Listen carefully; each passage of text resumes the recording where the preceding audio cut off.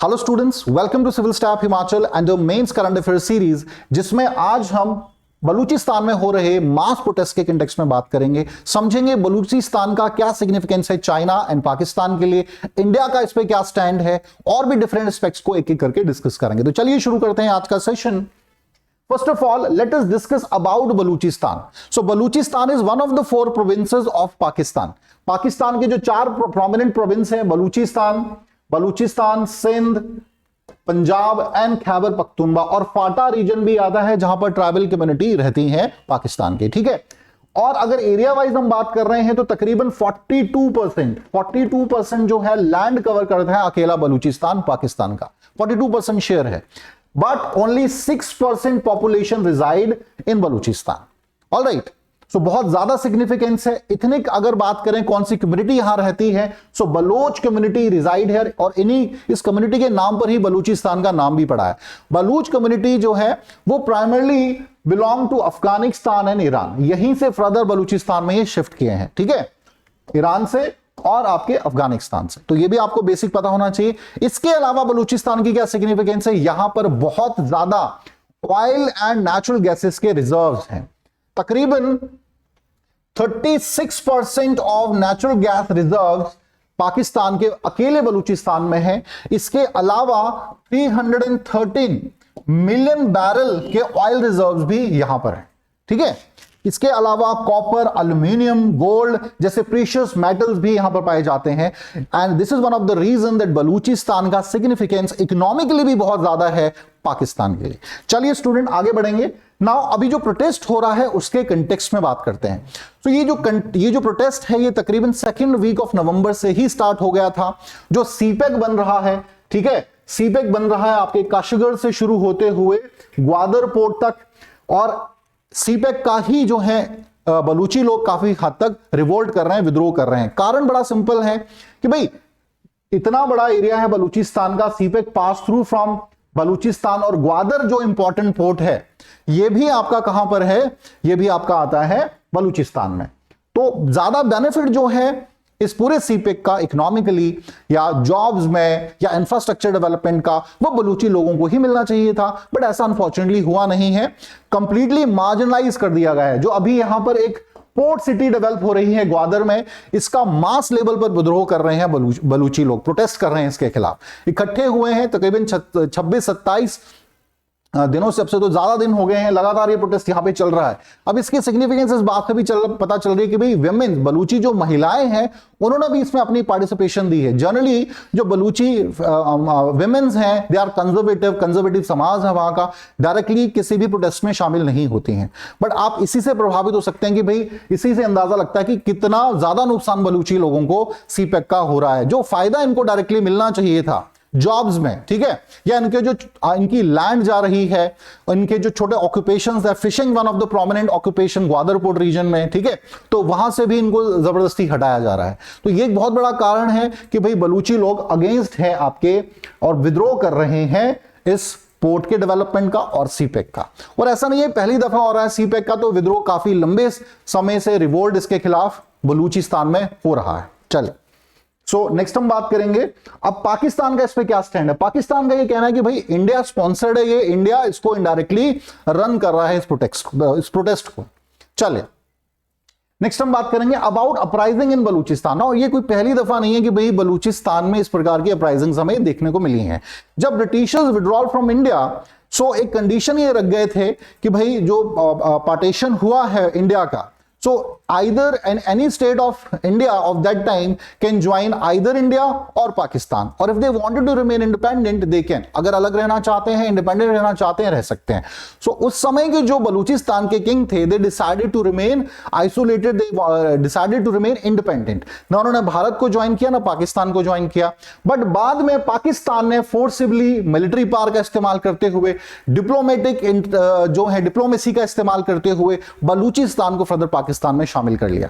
Diplomacy का कैसे इस्तेमाल किया, प्रोमिसेस किए, फॉल्स प्रोमिसेस कि आपका इंफ्रास्ट्रक्चर डेवलप करेंगे, एजुकेशन प्रॉपर होगी, हेल्थ फैसिलिटीज प्रोवाइड कराई जाएंगी, इस प्रकार के जो है बलूची लीडर्स थे उनको प्रोमिसेस किए गए। और जहां जहां मिलिट्री पावर का इस्तेमाल करना था ऐसे माध्यम से बलूचिस्तान को पाकिस्तान से जोड़ा गया। और यही कारण था सिंस 1948 तब से ही एक रिवोल्ट जो है अगेंस्ट पाकिस्तान बलूचिस्तान में चलता रहा है।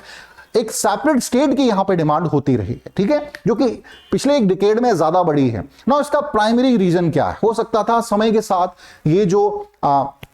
ये जो डिमांड है सेपरेट स्टेट की ये खत्म हो जाती। जैसे इंडिया में बहुत से रीजन्स में डिमांड होती थी, लेकिन अब काफी स्टेट्स में ये डिमांड्स खत्म हो चुकी हैं सेपरेट स्टेट की। इसका कारण है primarily lack of development and human right violations in Balochistan. बहुत मास लेवल पर यहां पर ह्यूमन राइट वायलेशंस हुए हैं। टेररिज्म का एक हब रहा है बलूचिस्तान, जो अफगानिस्तान से टेररिज्म जो ट्रेड बनना चाहिए था अफगानिस्तान के माध्यम से, वो टेररिज्म यहां से टेररिज्म की जड़ें यहां बलूचिस्तान में मजबूत की पाकिस्तान ने, ठीक है। बहुत ज्यादा बलूची लोगों के फेवर में नहीं रहा, एट्रोसिटीज जनरली देखने को मिली है यहां की फोर्सेस द्वारा, ठीक है। तो ये कहीं ना कहीं एक anti sentiment against Pakistan create हुए लोगों के बीच, जो फर्दर आज हमें रिवोल्ट की फॉर्म में, प्रोटेस्ट की फॉर्म में देखने को मिल रहा है। तो चलिए स्टूडेंट्स आगे बढ़ेंगे। नेक्स्ट है significance of Balochistan for Pakistan and China. क्या सिग्निफिकेंस है भाई बलूचिस्तान की? सबसे पहला हम समझते हैं to counter India strategic advantage. कैसा स्ट्रेटेजिक एडवांटेज इंडिया को है?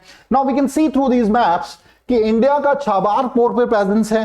We have a very good relation with Oman, UAE में हम पोर्ट्स बिल्ड कर रहे हैं, ठीक है। और ये पर्शियन गल्फ का जो रीजन है, ग्लोबल 25% जो ऑयल ग्लोबल ट्रेड है वो पर्शियन गल्फ के माध्यम से ही होता है, गल्फ ऑफ हम्रूज के माध्यम से ही होता है। यहां पर किसी भी प्रकार का इंडिया का स्ट्रेटेजिक एडवांटेज चाइना और पाकिस्तान के इकोनॉमिक, स्पेशली चाइना के इकोनॉमिक इंटरेस्ट को हार्म कर सकता है। सो ग्वादर पोर्ट में चाइना की प्रेजेंस काउंटर करती है इंडिया के स्ट्रेटेजिक इंटरेस्ट को। Next है connectivity with Iran and Afghanistan. Now through this map we can see that Afghanistan के साथ एक बहुत लंबा बॉर्डर शेयर कर रहा है बलूचिस्तान, ठीक है। दूसरी तरफ ईरान के साथ भी कनेक्टिविटी है। और अगर कल को मान के चलिए बलूचिस्तान सेपरेट हो जाता है, अलग हो जाता है, तो ये जो पाकिस्तान की कनेक्टिविटी है ईरान के साथ तो कंप्लीटली कट ऑफ हो जाएगा, ठीक है। और अगर हम बात करें अफगानिस्तान के साथ भी एक बहुत लंबा बॉर्डर जो है उनका वो हाथ से चला जाएगा। यहां पर आप सिस्तान प्रोविंस है जहां पर आपका छाबार पोर्ट इंडिया ने बिल्ड किया है, तो एक स्ट्रेटेजिक एडवांटेज है यहां पर बलूचिस्तान पाकिस्तान के अंडर होने की वजह से पाकिस्तान को। तो अगर सेपरेट स्टेट बलूचिस्तान बनेगा तो बहुत ज्यादा नुकसान झेलना पड़ेगा आपके पाकिस्तान को। और कहीं ना कहीं ग्वादर पोर्ट, देखिए ग्वादर पोर्ट कहां पर है, Gwadar port is located here, ठीक है। सो ग्वादर पोर्ट की प्रेजेंस यहां पर है, सीपेक बन रहा है, सीपेक के माध्यम से ही फर्दर, ग्वादर पोर्ट के माध्यम से ही फर्दर इंडियन ओशन रीजन में मिडिल ईस्टर्न इंटरेस्ट को या one road one belt initiative को जो है बढ़ा सकता है चाइना। और अगर कल को बलूचिस्तान से ही हाथ से चला गया तो ये सभी इंटरेस्ट जो चाइना के हैं वो सिक्योर नहीं रहेंगे। तो चाइना के लिए बलूचिस्तान की, चाइना के लिए ग्वादर पोर्ट की सिग्निफिकेंस बहुत ज्यादा है, इवन पाकिस्तान से भी कहीं ज्यादा लग रही है। नेक्स्ट है connectivity with Indian Ocean region. So आप देख सकते हैं कि भाई चाइना जो है थ्रू ग्वादर पोर्ट ही फर्दर अपनी कनेक्टिविटी को बना पा रहा है इंडियन ओशन रीजन में इस तरफ से, ठीक है। तो ये तभी संभव हो पा रहा है, हालांकि अब तो आपके यंगून के माध्यम से भी कनेक्टिविटी बना पा रहा है, लेकिन एक बहुत बड़ा एडवांटेज है, स्ट्रेटेजिक एडवांटेज है ग्वादर पोर्ट का, ठीक है। तो ग्वादर पोर्ट इसलिए भी इंडियन ओशन रीजन की प्रेजेंस के कंटेक्स्ट में भी चाइना पाकिस्तान दोनों के लिए इंपॉर्टेंट है। नेक्स्ट है important for the expansion of one belt one road initiative.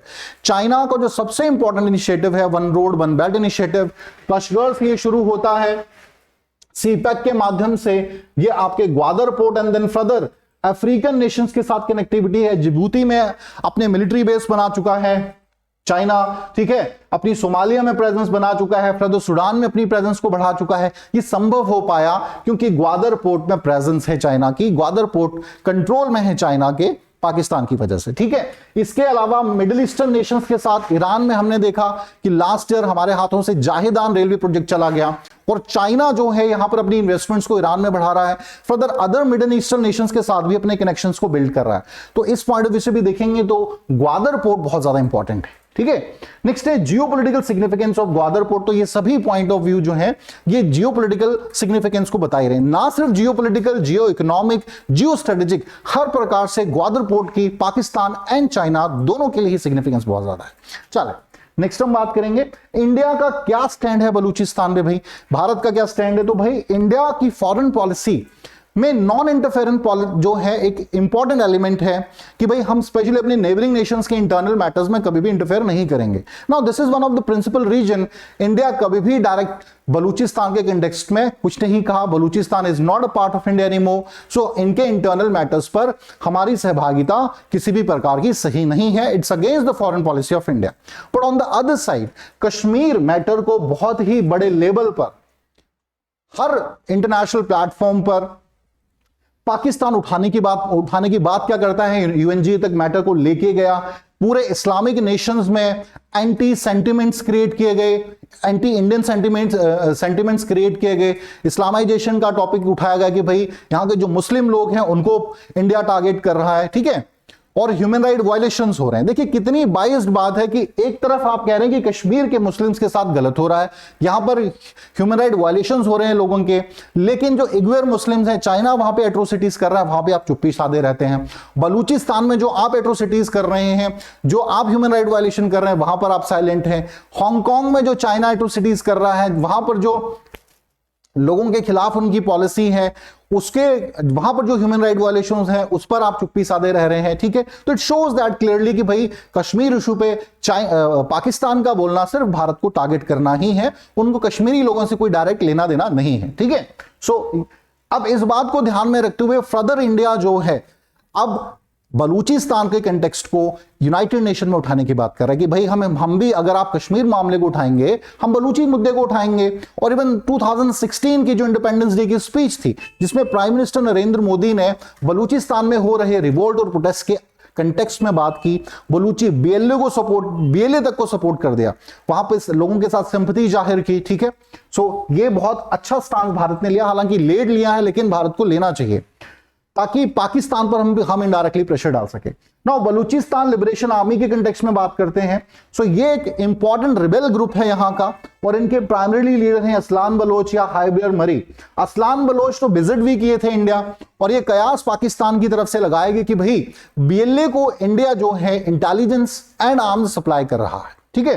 हालांकि हाइबियर जो मरी हैं another important leader of BLA, उन्होंने इसको कंप्लीटली खारिज किया कि भाई भारत के साथ किसी भी प्रकार का इस प्रकार का जो है हमें फायदा नहीं मिल रहा है, कोई आर्म्स सप्लाई इंडिया नहीं कर रहा है, किसी प्रकार की इंटेलिजेंस शेयरिंग नहीं हो रही है, ठीक है। सो और ऐसे कोई जो है एविडेंसेस भी अभी तक नहीं मिले हैं। नेक्स्ट है सीपेक।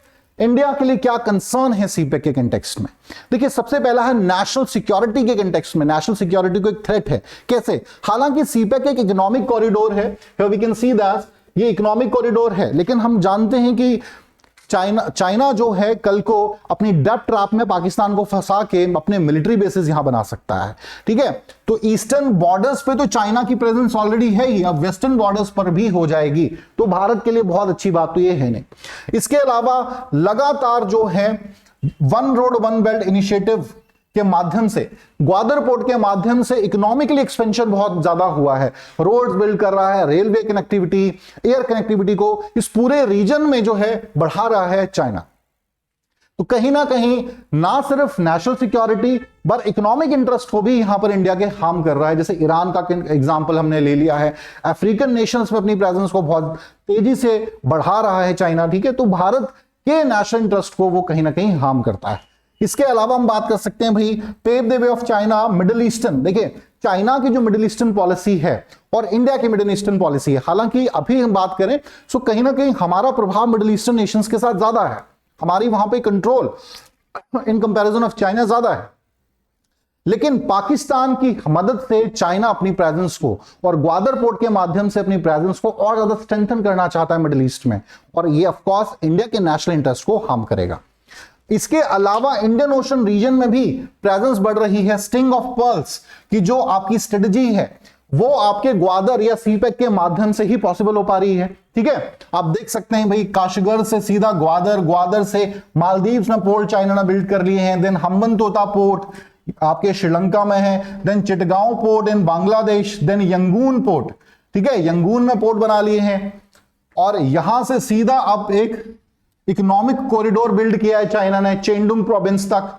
ठीक है, चेंडुंग प्रोविंस जो है यहां से सीधा यंगून तक एक रेलवे एंड रोड लिंक बना लिया है, तो कंप्लीटली पूरा भारत को घेर लिया है, और ये पॉसिबल हो पा रहा है सीपेक की वजह से। तो सीपेक का बहुत ज्यादा नुकसान है भारत को, हम कह सकते हैं, एक इकोनॉमिक पॉइंट ऑफ व्यू से तो है ही लॉस, बट नेशनल सिक्योरिटी को भी कहीं ना कहीं थ्रेट है। तो आई होप स्टूडेंट आपको ये सभी एस्पेक्ट्स, सभी एंगल्स जो हैं समझ आए होंगे, सीपेक के कंटेक्स्ट में, बलूचिस्तान के कंटेक्स्ट में, जो अभी रिसेंट यहां पर विद्रोह हो रहा है, प्रोटेस्ट हो रहा है, उसके कंटेक्स्ट में। तो चलिए स्टूडेंट्स, आज के लिए इतना ही। Thank you very much.